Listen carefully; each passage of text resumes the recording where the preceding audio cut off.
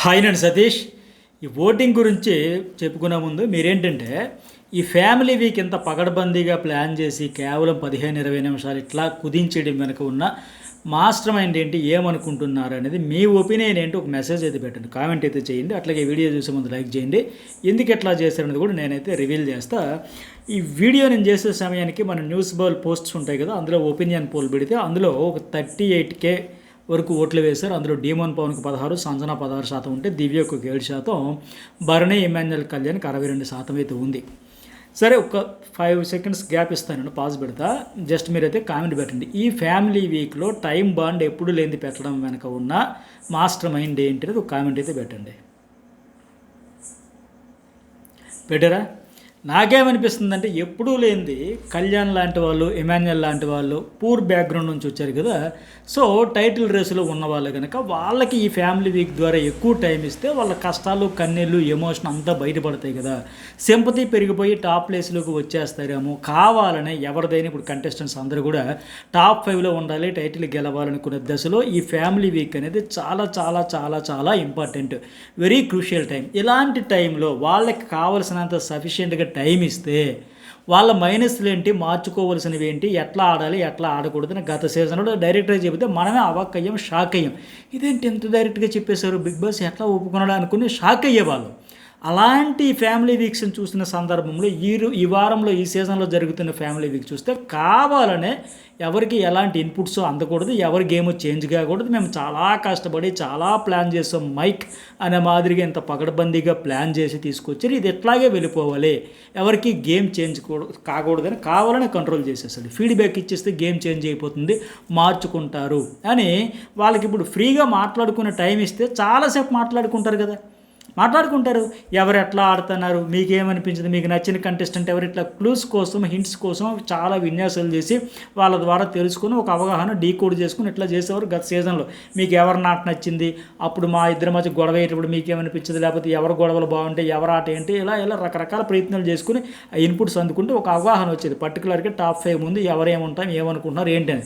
అలాంటి హింట్స్ కానీ క్లూస్ కానీ ఏమీ దొరకకుండా ఇప్పుడు పకడ్బందీగా ప్లాన్ చేసి ఇట్లా 15-20 నిమిషాలు కుదించడం వల్ల ఎంతసేపు మా వాళ్ళు వస్తే ఆ ఎమోషనల్గా ఒక బాండ్ ఏదైతే ఉంటుందో ఫ్యామిలీతో, ఆ హడావిడిగా వచ్చామా, తినిపించామా, యోగక్షేమాలు అడిగామా, టైం అయిపోయి పంపించామా, ఇంకెక్కడ అడుగుతారు వాళ్ళు? ఇంకా అడగడానికి వీళ్ళు చెప్పడానికి ఏముంటుంది? వాళ్ళు ఎంతసేపు బాగా ఆడుతున్నావు, బాగా ఆడు, ఇలాగే ఉండు, ఇదో తినిపిస్తాం, తెచ్చాము, ఫుడ్, ఫన్, అందరితో ఇంటరాక్ట్ అయ్యి లాస్ట్లో ఒక టాస్క్, అంతే, అయిపోయి క్లోజ్. పకడ్బందీగా ప్లాన్ చేశారు. ఇది ఈ సీజన్ అంతా ఎందుకు అన్ఫెయిర్ అనిపిస్తూ ఉంది, యోగక్షేమాలతోనే అయిపోతుంది. ఇంత ఇంపార్టెంట్ టైంలో బిగ్ బాస్కి ఏదైతే సక్సెస్ ఫార్ములా ఉంటుందో ప్రతి సీజన్లో కూడా ఫ్యామిలీ వీక్ కోసం అందరూ ఎదురు చూస్తారు. వాళ్ళు వచ్చి ఏం చెబుతారు, వీళ్ళ ఆట మార్చుకుంటారా.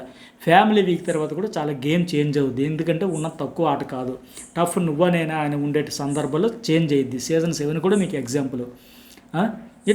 ఇలాంటి సక్సెస్ ఫార్ములా మీద దెబ్బ కొట్టారు. నామినేషన్లకు వచ్చేసరికి 5 నిమిషాల టైం అంట. నామినేషన్లు అంటే అందరూ చూస్తారు కదా, ఎంతసేపు అరుచుకున్నా చించుకున్నా చూస్తారు, అంతసేపు లాగైనా బోరైనా కూడా చూస్తారు, బాగా వ్యాలిడ్ పాయింట్లు అయినా చూస్తారు. దానికి టైం బాండ్ అంట, బజర్ పెట్టేసి మరొకసారి టైం బాండ్ అంటే ఏకంగా ఫ్యామిలీ వీకే ఇంకా కొన్ని సీజన్లో చూసి ఏకంగా ప్రైజ్ మనీకి అసలు పెట్టేసి బతిమలాడి ఇప్పించుకుంటూ ఇట్లా ఏదైతే బాగా ఆడియన్స్ కనెక్ట్ అయితే అన్నీ కిచిడీ చేసేస్తున్నారు. ఇప్పుడు ఇక్కడ ఫ్యామిలీ వీక్ విషయంలో కూడా మేము ఏదో ఒకటి సెట్ చేసుకున్నాం, ఇలాగే కొనసాగిపోవాలి, ఇలాగే వెళ్ళిపోవాలి, ఎవరికి ఎలాంటి ఇన్పుట్స్ ఇవ్వకూడదు, గేమ్ మారకూడదు, మేము ఎంత ప్లాన్ చేసుకున్నాం ఇందుకోసమా అని మాదిరిగా క్లియర్గా చేశారు. తీరా చూస్తే ఎంతమంది వచ్చి ఎంత మంచి కంటెంట్ రావాల్సిన దగ్గర 4 రోజులు పెట్టుకోవచ్చు, రోజుకి ఇద్దరు చెప్పిన ముగ్గురు పెట్టేసి 1 గంటకి నిద్ర లేపడం, 7 గంటలకు పడుకోబెట్టడం. మరి దేనికి తెచ్చారు? వాళ్ళందరినీ పడుకోబెట్టడానికి, ఈ సీజన్ కూడా వాళ్ళ ద్వారా పడుకోబెట్టడానికి తెచ్చారు ఏంటి? అట్లా అనిపిస్తుంది. మరి మీకేమనిపిస్తుంది ఖచ్చితంగా కామెంట్ పెట్టండి. అలాగే ఈ వీడియోకి ఎంతవరకు లైక్ చేయబోతే లైక్ చేయండి. ఓటింగ్ పరంగా ఎట్లాగా ఉందంటే కళ్యాణ్ ఓవరాల్గా యావరేజ్గా 31% ఉంది. నిన్న వాళ్ళ అమ్మగారు వచ్చారు, వెళ్ళారు, ప్రోమో కూడా ఇంతవరకు పడలా. ఇవాళ అయితే ప్రోమో వస్తుంది, ఎపిసోడ్ వస్తుంది. కాకపోతే ఉన్న 14 నిమిషాల్లో ఆవిడ ఏం చెబుతారు, అయినా ఎమోషనల్గా హాస్టల్లో మా పరిస్థితులు బాగోలేక పెట్టాల్సి వచ్చింది తప్ప మేము కావాలని పెట్టేలేదమ్మా, ఆమె చాలా ఎమోషన్ అయ్యింది. ఇలాంటి ఎమోషన్స్ ఇంకా 1 గంట 2 గంటలు ఉంటే ఏమో ఇలాంటి దగ్గర ఇంకా ఆవిడ ఓపెన్ అయ్యి తన బాధ, తన సిచ్యువేషన్, అప్పుడు ఆయన అక్కడ హాస్టల్లో ఎంత బాధపడ్డాడో నీకంటే మేము 10 బాధపడ్డాం బాబుని ఆవిడ చెప్పేదేమో. ఇలాంటివన్నీ ఉండకూడదు. వాళ్ళ కష్టాలు కన్నీళ్ళు చూస్తే కనెక్ట్ అయిపోతారు కదా ఆడియన్స్. అతడు కూడా రిలీజ్ అయ్యేవాడు, అయ్యో నిజమే కదా, ఏ తల్లిదండ్రులు మాత్రం అనుకుంటారు వాళ్ళ పరిస్థితి అట్లా ఉంది కదా, అతడికి కూడా అప్పుడు బాధ అనిపించింది, ఆ బాధను చెప్పేశాడు. బట్ ఇప్పుడు నిన్న ఆవిడ వచ్చి వెళ్ళిపోయిన తర్వాత చాలాసేపు ఏడ్చాడు. ఇలాంటి స్కోపే లేకుండా కేవలం 14 నిమిషాల్లో కంట్రోల్ చేసి పడేశాడు బిగ్ బాస్. అట్లాగే ఇమాన్యుల్ వీళ్ళ అమ్మగారు ఈరోజు రాబోతున్నారు. ఆవిడది కూడా నిజంగా చాలా బాధాకరం. రూపాయికి గోంగూర కట్ల సైకిల్ మీద పెట్టుకుని అమ్ముకొని రావడంతో పాటు మెయిన్ ఏంటంటే అసలు రెండో బిడ్డను కనకూడదు, మట్టి తిని ఇసుక తిని ఆకలి భరించలేక తట్టుకోలేకంటే గుండెలు పిండేసి హార్ట్ టచింగ్ అది. అలాంటి కష్టాలు కన్నీళ్ళు ఇప్పుడు కూర్చునేటప్పుడు కాసేపు జోష్ ఉన్న ఫన్ ఉన్న తర్వాత ఏంటమ్మా అది ఇది ముచ్చట్లు పెట్టేటప్పుడు ఎక్కువ టైం ఉండేటప్పుడు ఆటోమేటిక్గా ఓపెన్ అవుతారు, ఎమోషనల్గా బరస్ట్ అవుతారు. ఆ సీజన్లో శివాజీ కోసం పల్లవి ప్రశాంత్ వాళ్ళ అబ్బాయి కోసం వాళ్ళ నాన్నగారు వచ్చినప్పుడు అవలా మీరు నిజంగా దేవుడు అండి మీరు వచ్చారు మా అబ్బాయి కోసం ఇట్లా బరస్ట్ అవుతారు కదా, అవన్నీ బయట పడతాయి కదా. అలాంటి అవకాశమే ఉండకూడదు. ఇప్పుడు ఆవిడ వచ్చినంతసేపు అందరితో మింగిల్ అవ్వడం, ఎంటర్టైన్మెంట్ చేయడం, 4 జోకులు వేయడం, ఫన్ చేసాం, వెళ్ళిపోయాం అంతే. ఇది వీళ్ళకి కావాల్సింది. ఇది ఎవరి కోసం, ఎందుకు ఎట్లా చేస్తున్నారు, ఎందుకు ఎట్లా, ఇంతకంటే ఎమోషన్ ఉంటుంది. ఆ బిగ్ బాస్ అంటేనే రియల్ ఎమోషన్స్ బ్లాస్ట్ అయితే ఉంటాయి. అట్లాంటిది ఎమోషనల్గా చాలా కంటెంట్ వచ్చేది, ఎంటర్టైన్మెంట్ వస్తూ ఉంది, ఎమోషన్ వస్తుంది, రెండు కలిపి కంట్రోల్ చేసి పడేసి ఇంత సీన్ క్రియేట్ చేస్తాను. ఎనీవే ప్రస్తుతానికి ఇమాన్యుల్కి అయితే 25% ఉంది. మీరు ఓటింగ్ వీడియో మిస్ కాకుండా అట్లాగే ఎపిసోడ్ రివ్యూస్ కూడా మిస్ కాకండి. లోతైన విశ్లేషణలు ఉంటాయి. సైకలాజికల్గా గేమ్ ఏంటి, హౌస్ వరకే మనం మాట్లాడదాం, బయట 1,00,000 పంచాయతీలు మనకు సంబంధంలో అవసరంలే. హౌస్లో ఉండేటప్పుడు ఎవరి గేమ్ ఎట్లా ఉంది, ఏం మార్చుకుంటారు ఏంటి అదే మాట్లాడదాం. ఎట్టి పరిస్థితులు మిస్ కాకుండా ఓటింగ్ అండ్ ఎపిసోడ్ రివ్యూస్ మాత్రం. అట్లాగే నెక్స్ట్ వన్ భరణి ఉన్నారు, ఆయనకు 14% అమ్మాయి వచ్చింది కదా. అమ్మాయి తర్వాత ఏంటి ఆయనకి రిబ్స్ పెయిన్ వచ్చిన తర్వాత హాస్పిటల్కి వెళ్ళి వచ్చిన తర్వాత రావడం కనుక చాలా ఎమోషనల్గా ఉండబోతుంది. ఈరోజు ఆయన కూడా ఆల్రెడీ ప్రోమోలు చూసి ఏడుస్తూ ఉన్నాడు. ఆయన తండ్రి కూతురు బాండింగ్ అదంతా కనెక్ట్ అవుతారు. తండ్రి కూతురు బాండింగ్ ఈ సీజన్లో వెళ్దా అనుకుంటా కదా, అంతా 5 అమ్మాయిలు వచ్చారు, మదర్స్ 5 వస్తే ఈ అమ్మాయికి భర్త పిల్లలు వచ్చారు. అట్లాగే మిగతా వాళ్ళందరికీ సంబంధించి ఇట్లా ఆమెకేమో సిస్టర్ వచ్చింది కదా అట్లా.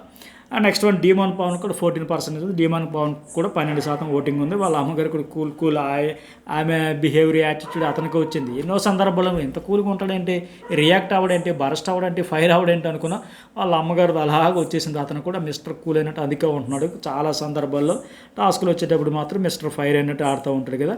ప్రస్తుతానికి సేఫ్ జోన్లో ఉన్నాడు. ఇక సంజన ఒక 11% అయితే ఉంది. పిల్లలు భర్త వచ్చారు కదా, చిన్న పాప ఏడ్చేసిన కంటెంట్ రాకపోయినా ఆ భర్తతో హడావిడి, ఆవిడకైతే జోష్ వచ్చింది.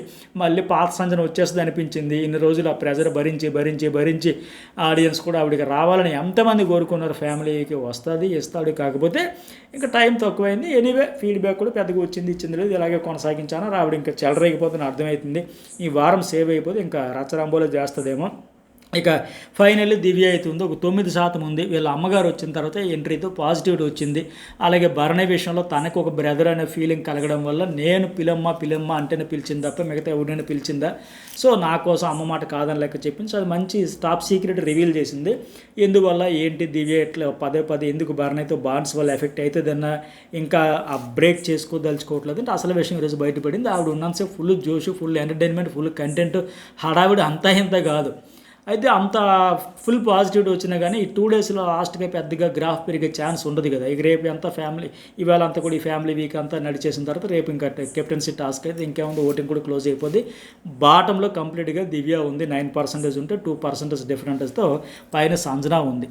వీళ్ళిద్దరిలోనే ఎలిమినేషన్ ఎక్కువగా దివ్య వెళ్ళిపోయే ఛాన్సెస్ 99% ఉన్నాయి. వీళ్ళిద్దరికంటే 12% అంటే దివ్య 9, సంజన 11, డీమోన్ 12 ఇట్లా ఉన్నారు. బట్ ఎక్కువ ఛాన్సెస్ అయితే దివ్య వెళ్ళిపోయే ఛాన్సెస్ వెరీ హై. మరి మీకేమనిపించింది ఓవరాల్గా కామెంట్ పెట్టండి. ఖచ్చితంగా మీ ఫీడ్బ్యాక్ అందరూ చూస్తారు ఆడియన్స్. మనది ఏమందులో మనం ఎందుకు చెప్పాలి, ఎందుకు బయటపడాలి అనుకోకుండా ఖచ్చితంగా పెట్టండి. మిగతా ఆడియన్స్ కూడా ఎలా మన సబ్స్క్రైబర్స్ కావచ్చు, బిగ్ బాస్ ఆడియన్స్ ఎవరు ఎట్లా ఫీల్ అవుతున్నారు, ఈ అభిప్రాయాలు ఏంటంటే అందరూ చూస్తారు, చదువుతారు. కామెంట్ చేయండి, లైక్ చేయడం, సబ్స్క్రైబ్ చేయడం అయితే మర్చిపోకండి.